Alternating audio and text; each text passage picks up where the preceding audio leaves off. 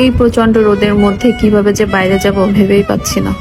ঘরে যদি এই গরম হয় তাহলে না জানি বাইরে কি অবস্থা, কিন্তু বাইরে তো যেতেই হবে।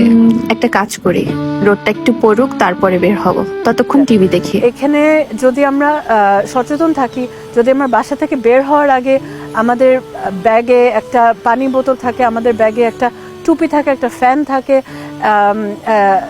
একটা আমব্রেলা থাকে ছোট একটা, তাহলে কিন্তু অনেকটা প্রোটেকশন আমরা পাবো। এই জিনিসগুলো নিয়ে বের হলে মেবি আর গরম লাগবে না। আচ্ছা, তাহলে তাড়াতাড়ি রেডি হয়ে এখনই বাইরে যাব। আমাদের ব্যাগে একটা পানি বোতল থাকে, আমাদের ব্যাগে একটা টুপি থাকে,